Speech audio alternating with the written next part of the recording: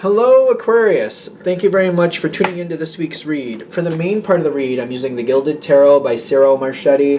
There's a website, llewellyn.com at the bottom. This is a 2004 deck, but the current website is usgamesinc.com. If you look up Cyril Marchetti and Tarot, though, you should easily find their stuff. I'm pretty confident they're active still. Supportive Oracle cards. Chakra Wisdom Oracle cards by Tori Hartman, illustrated by Gretchen Reisch Baskin. Supportive, there's emails, there are websites, torihartman.com and watkinspublishing.co.uk or .com, whatever works for you. All of a sudden, like, the energy just got, like, and what's up with that? And I'm even gonna, okay, let's see what's going on. Let me just put down the cards. Let's just get into it. Because the energy's going all over the place all of a sudden. And I'm like, why are we doing that? Yeah. Maybe that's why. The tower is coming in. The tower is coming in. And when the tower falls, it's like rats deserting a sinking ship. It's the best way I can talk about mice deserting a sinking ship. I get the tower falling and people just going, I don't know, nothing, and just leaving. This, I don't like that analogy, but here we go. This is like there's a small fire in the kitchen, and instead of people putting it out or calling somebody, they just leave.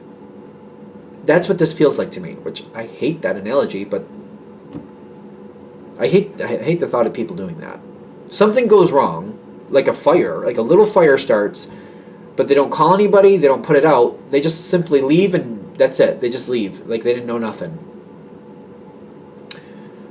Not a fan. Not a fan. That makes me extremely nervous. Makes me extremely nervous. And then they just go really passive on it is what I'm getting. This is sometimes the Pisces card in tarot. And it's funny because I'm a Pisces and I'm like, I don't like how that looks. Like, I would like to think I wouldn't do something like that. I would like to think that. Ew. For whatever reason, the people leaving feel somebody else will fix it. Somebody else will take care of it. I don't want to be connected with it. Just somebody else. If I say anything, or if I put it out, it's like I own part of it. I don't want to own part of it. So I'll just disappear. Somebody else will figure it out. Somebody else will fix it. Really? I really don't like that. Really, really, really, really don't like that. Bothers me so bad. This is also gonna create a very dramatic change here, because what happens here, it's almost like there's a video camera recording the whole thing. The truth will easily come forward.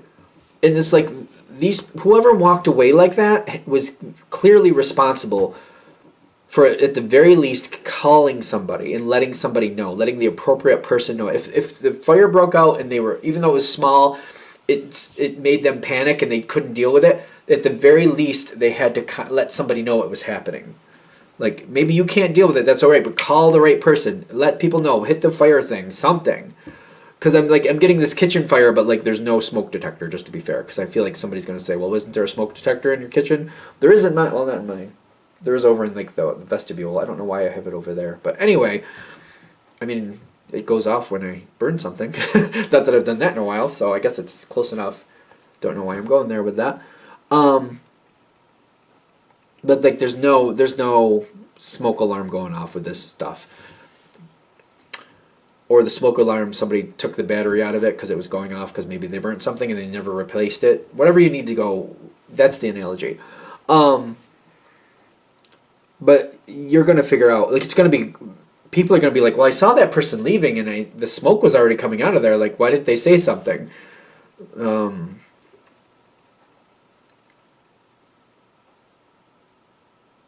not going to be...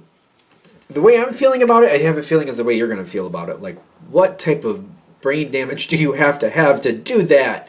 To see a small fire and not tell anybody and not put it out and just disappear. Like, what type of brain damage do you have to do that? I feel like this is, you're going to be really angry with this.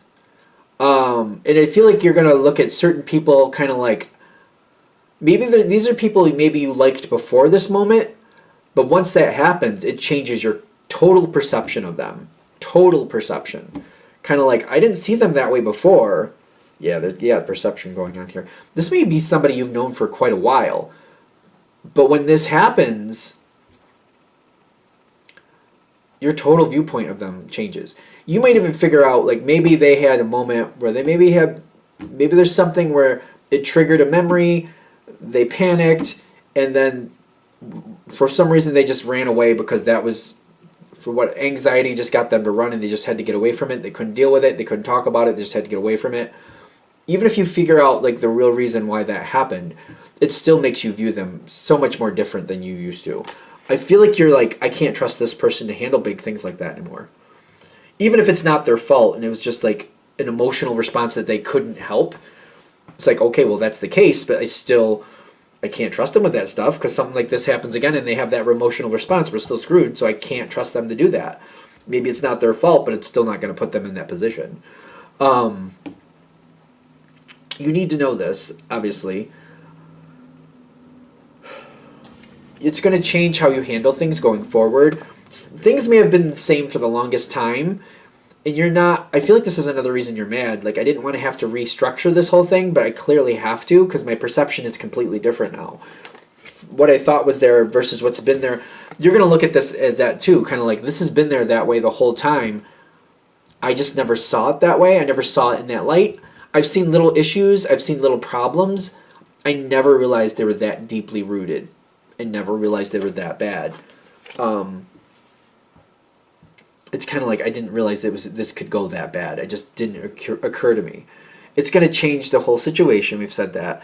Ultimately, judgment does go in your favor. I'm getting a very uncomfortable moment here. Because you see somebody in a totally different light. Your perception of them has changed. I'm going to use a very startling reference, I think, for this. I don't know. This is making me uncomfortable, but we'll go for it. So it's like if you have somebody watching children. They're watching maybe your 3 kids. They're cooking in the kitchen. They start a little fire, or a little fire starts somehow. Instead of saying anything, they just panic and leave. Meanwhile, your kids are still in the house. Like, this is that type of seriousness to you. I'm not saying this is going to happen, but if it's that level of seriousness to you, you're like, there's no way I'm going to let this person watch my children again, because when an emergency really hits and I need my children protected, this person crumbles and runs. I need somebody that I know will look out for my kids and protect my kids and make sure my kids are still alive at the end of the day. So maybe before I trusted them, but I didn't see them this way before. Now that I know that I can't trust them to look out for my children during an emergency, they can barely look out for themselves, I'm not going to put them in that position again where they're watching my children anymore. It's just not going to happen. Not going to do it. I feel like that's the best way to put it. It's an analogy. I'm not saying that's going to happen to anybody, but that's like the seriousness. That's how you're looking. That's how serious this is. Kind of like, I can't leave them in that. And I know for a lot of you, this is probably a business thing. Kind of like, I can't let somebody be in control of these certain things. If I could have a complete failure, when the chips are down, I could have a complete failure with them. And it looks like it's more than likely they're going to fail. Even if it's maybe just only fire is their trigger, that's quite devastating. And I still can't just roll the dice like, hope we don't have any more fires. Because as long as it's not a fire, my kids are safe. But if it's a fire, I guess they're going to have to fend for themselves. I don't think so. Especially if they're like, 7, 6, and 4. You're like, I don't think so. Hey, 7-year-old, make sure you grab the 4-year-old and the 6-year-old on your way out. I don't think so. I don't think we're going to do that. The person that you're removing from this position, or at the very least, your connection with them is changing. Your relationship with them is changing. They're not going to take that well. They're not going to take it well. To them, it was a chance moment that just showed their weak side, and now you're just exploiting their weak side. That's not true. Like, if I keep using that same analogy, like if you have 3 kids and a fire breaks out and that person that was supposed to protect them just runs away, you're not going to leave them in that position again. You're just not going to do it. It's just not sane. You can't tell me that's sane. I mean, you could try, but I'm not going to believe you. I'm not going to agree with you at the very least.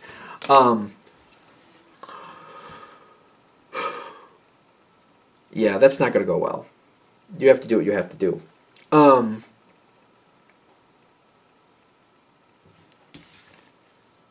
This situation, judgment going in your favor, I feel like whatever it is, you salvage it.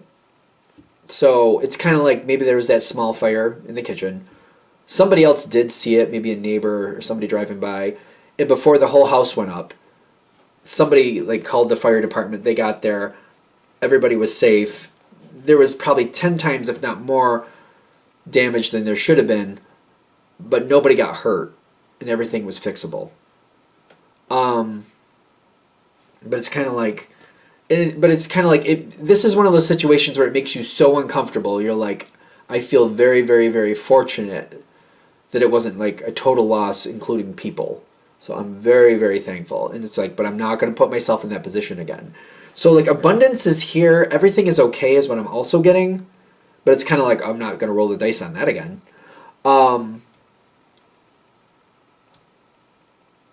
The other person here, there's problems. They don't take it well. They're not dealing with something. Whoever fails in this situation, I don't see them owning it. These 2 cards together with this, all 3 of these together are not really, this is not really a good connection in my opinion. I feel like they're taking it as if it's just a random thing. It wasn't their fault. Could happen to anybody. Not owning it at all. Kind of like, even if you look at it in the sense of like maybe they were triggered, they had a fight or flight response, and they just, in their opinion, couldn't help it. You have to at least own it and realize that that's a trigger. Why is that a trigger? And then set up safeguards for it not to bring you down later. But they're not looking at it that way. They're like, even if it was you, Aquarius, and that fire broke out, you would have ran too. And you're like, no, I'm not that afraid of fire. I would have put it out. And you might even be like, well, I've actually had that happen to me before, and I put it out. That's why I keep baking soda in the fridge or over here on the counter. That way if there's a grease fire or something, I can throw baking soda on it and it puts it out. Like, I try to stay prepared. I try to keep ahead of this. Sorry about that. There was a little disruption at the end of the video, but the full message is there.